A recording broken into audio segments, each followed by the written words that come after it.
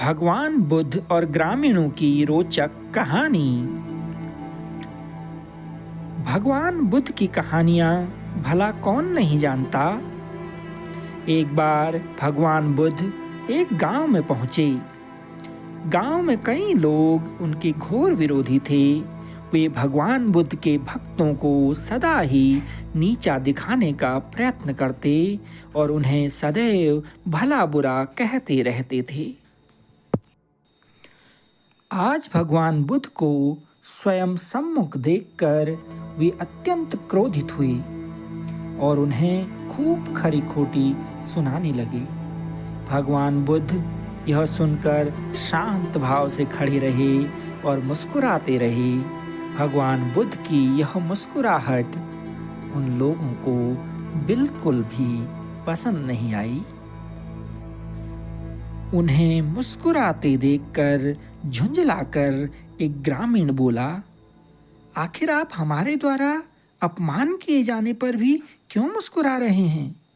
क्या आपको हमारे कटु शब्द दुखी नहीं करते?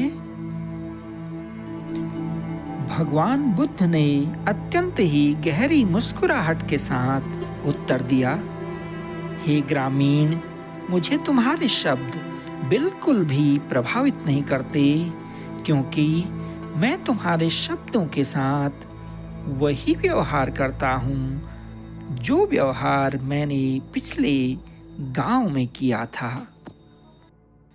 ग्रामीण के पूछने पर भगवान बुद्ध बोले, जब मैं पिछले गांव में ठहरा था तो वहां के लोगों ने मेरा अत्यंत आदर किया।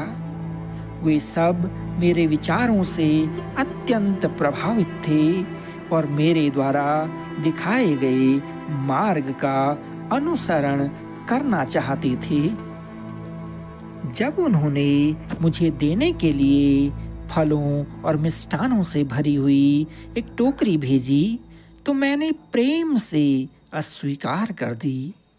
और यही व्यवहार मैं आप सबके भेजे हुए शब्दों के साथ करता हूँ और उन्हें पूर्ण रूपेण अस्वीकार कर देता हूँ। मैं आपके शब्दों को, आपकी कटुवाणी को लेने से मना कर रहा हूँ। आपकी कटुवाणी, आपका बुरा व्यवहार आपके पास ही रह जाता है। अतः आपका व्यवहार मुझ पर और मेरे मुखमंडल की मुस्कुराहट पर कोई भी प्रभाव नहीं डालता।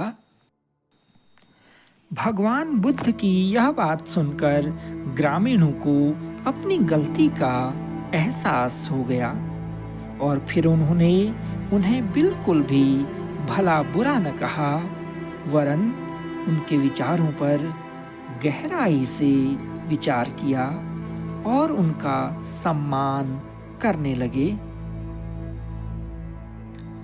इस कहानी से हमें यह शिक्षा मिलती है कि हमें कभी भी किसी के भी साथ कटु व्यवहार नहीं करना चाहिए, क्योंकि इससे केवल हमारा ही अहित होता है।